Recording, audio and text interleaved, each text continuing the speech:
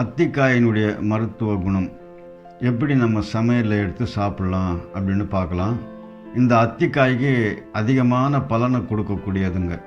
இதை சமைச்சு சாப்பிட்றது ஒரு சிலருக்கு என்னென்னு தெரியாமல் அப்படியே கண்டும் காணாமல் விட்டுடுவாங்க.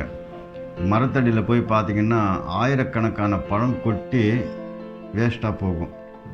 இதனுடைய சிறப்பான விஷயம் எவ்வளோ இருக்குது தெரியுங்களா? அவ்வளோ இருக்குது. நமக்கு உஷ்ண தேகம், அதிகமான உஷ்ணம் நமக்கு கட்டுக்குள்ளே வரல அப்படின்னா இந்த அத்திக்காய் உரலில் போட்டு உலக்கலை இடித்து ஒன்றுக்கு ஒரு காய் 5 பங்கு 6 பங்காக வெடிக்கணும். அந்த மாதிரி நல்லா நசுக்கி தண்ணியில் ஊற வச்சிடணும். ஒரு அரை மணி நேரம் தண்ணியில் ஊற வச்சு நல்லா 2 கையில் இப்படி போட்டு கசக்குறீங்கன்னா அதில் இருக்கிற விதையெல்லாம் மேலே வந்துடும். அந்த விதையெல்லாம் தள்ளிட்டு இன்னொரு 2 முறை, அதாவது இது 5 முறை 6 முறை கூட தண்ணி ஊற்றி கசக்குவாங்க. கசக்குன்னா அது விதையெல்லாம் வெளியே வந்துடும். அப்படியே நீங்கள் கசக்கி எடுத்தாலும் அதில் கொஞ்சம் ஒட்டி தான் இருக்கும் அந்த காய் தோலோட விதைங்கள்லாம். அதை நம்ம சமையலுக்கு எடுத்துக்கலாம். எடுத்துகிட்டு பொரியல் பண்ணி சாப்பிட்டிங்கன்னா உணவு சாப்பிடும்போது உரம் சேர்க்கும் உடலுக்கு. இங்கே எவ்வளவோ உணவு இருக்குது. உரம் சேர்க்குறதுன்னா உடம்புல இது சாப்பிட்றதுனால இதனுடைய பயன் நமக்கு எப்போவுமே தாக்கத்தை நல்லா வலு கொடுக்கும். குடல் பகுதியெல்லாம் ரொம்ப பலமாக இருக்கும். குடல் பகுதியில் நிறைய உஷ்ணம் தாங்கும் ஒரு சிலருக்கு. இந்த உஷ்ணம் என்னென்ன பண்ணாலும் உங்களுக்கு சரி செய்ய முடியாது. இந்த அத்திக்காய் பொரியல் சமையல் செஞ்சு சாப்பிடும்போது அந்த உஷ்ணத்தை மிக எளிதில் சரி செய்யக்கூடும். இது மட்டும் இல்லாத குடல் பகுதியில் ஒரு சிலருக்கு கொதிரி போயிட்டுருக்கும். நம்ம உதட்டில் எப்படி அச்சரம் வைக்கும், அந்த மாதிரி உணவு குழாயில் அச்சரம் எல்லாம் வச்சிடும். அப்படி இருக்கிறவங்களுக்கு எப்படி இருக்குன்னா வயிற்றில் எப்போ பார்த்தீங்களாலும் கபன்னு ஒரு நெருப்பு ஜுவாலை மாதிரி வீசும். வயிறெல்லாம் அண்டிக்குது, வயிறெல்லாம் சுடுது, வயிற்றில் எரிச்சல் இருக்குது அப்படின்னு சொல்லுவாங்க. இந்த அத்திக்காய் சமையல் செஞ்சு சாப்பிட்டிங்கன்னா இதையெல்லாம் தினசரி கிடைக்காது. இதெல்லாம் உங்களுக்கு மாதத்துக்கு ஒரு முறை கிடைக்கும். காய் நான் சொல்கிறது பச்சை காய்ங்க. பழம் வேறு குணாதிசயம். பழமும் நம்ம எடுத்துக்கலாம், அது வேறு. இது சொல்கிறேன், யானை பலம் பெறும் அப்படின்னு சொல்லுவாங்க முன்னோர்கள் எல்லாம். அத்திக்காய் மிக தூய்மையான ஒரு பதார்த்தம். இந்த உணவில் முன்னோர்கள் எல்லாம் சேர்த்து சாப்பிட்டு இதில் எந்த கெமிக்கல் கிடையாதுங்க. எந்த ஒரு இதுவும் கிடையாது.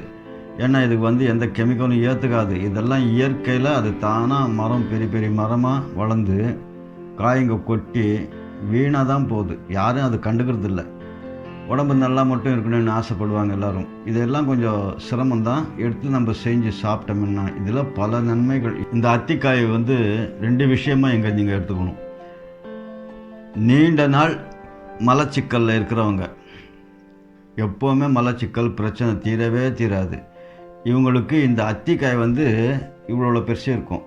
இந்த முழு நெல்லிக்காய்ன்னு சொல்லுவாங்க, அந்த பெருசெல்லாம் இருக்குது. அந்த காய் உங்களுக்கு சிறப்பாக மலத்தை மிக சீக்கிரமாக வெளியேற்றிடும். இதே நேரத்தில் பார்த்திங்கன்னா இதே அத்திக்காய் ரொம்ப பிஞ்சியாக இருக்கும், சுண்டக்காய் சைஸில். இந்த அத்திக்காய் எடுத்து நீங்கள் பிஞ்சியாக இருக்கும்போது எடுத்து சாப்பிட்டிங்கன்னா இரத்த பேதி கட்டுக்குள்ளே வரும், இரத்த சீத பேதி கட்டுக்குள்ளே வரும். கிராணி, அதாவது ஆசன வாய் பகுதியில் எப்போவுமே ரணம் இருக்கும், அதையெல்லாம் கட்டுக்குள்ளே வரும். எண்ணற்ற நன்மைகள் செய்யும். இந்த அத்திக்காயில் 2 பிரிவாக நீங்கள் பார்க்கணும். சின்னதாக இருந்தால் உங்களுக்கு மலம் கட்டும், அதுவும் சொல்லிடுறேன். மிக கடுமையாக மலம் கட்டும். ஏன்னா சின்னதாக இருக்கும்போது சுண்டக்களவில் இருக்கும்போது துவர்ப்பு அதிகமாக உண்டு. இது காயாக பால், அது எடுத்து ஒரு காய் உடைச்சோம்னா பால் வரணும். அந்த மாதிரி அந்த காம்பில் பால் வரும்.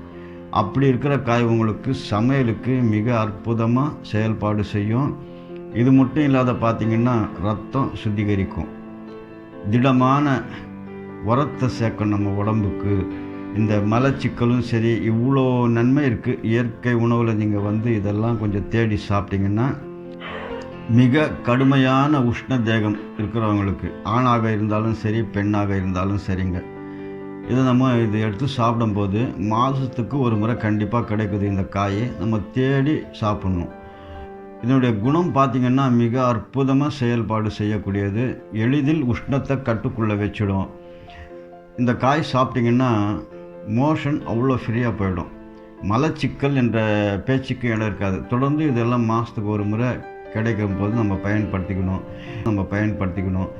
வயசானவங்களுக்கு இதுவே ரொம்ப வயசானவங்களுக்கு இந்த அத்திக்காய் சாப்பிடும்போது மிக திடகாத்தமான பொருள். இது ஜீரணம் கொஞ்சம் கம்மியாகும். இந்த ஜீரணம் கம்மியாகிறதுனால நான் சாப்பிட்டேன் இன்றைக்கி எனக்கு ஒரு மாதிரி இருக்குது, ஜீரணமே ஆகலை அப்படின்னா என்ன செய்யலான்னு பார்த்தீங்கன்னா, இந்த மாதிரி 3 விரலில் ஒரு முறை சீரகம் எடுத்து ஒரு 2 டம்ளரில் போடுங்க. ஒரு 10 இலை புதினா அல்லது 20 இலை கூட நீங்கள் சேர்த்துக்கலாம். சேர்த்து நல்லா கொதிக்க வச்சு ஒரு கிளாஸ் பண்ணி சாப்பிட்டிங்கன்னா உங்களுக்கு அந்த ஜீரணம் டக்குன்னு உடச்சிடும், ரொம்ப ஃப்ரீனஸ் ஆகிடும். இந்த அத்திக்காயில் உள்ள சிறப்பை அந்த அளவுக்கு சொல்லலாங்க. அந்த அளவுக்கு நமக்கு நன்மை தரக்கூடிய அற்புதமான ஒரு உணவு. எண்ணற்ற வியாதிகள் நமக்கு கண்டிப்பாக இதிலிருந்து முற்றிலும் விடுதலை ஆகிடும். ஏற்கனவே சுரைக்காயை பற்றி பதிவு போட்டிருக்கோம், அதை பார்க்காதவங்க பாருங்கள். மேலும் இது போன்ற பயனுள்ள மருத்துவ குறிப்புகளுக்கு இந்த சேனலை சப்ஸ்கிரைப் செய்யவும், அருகிலுக்கும் பெல் பட்டனை கிளிக் செய்து ஆலில் செட் செய்யவும்.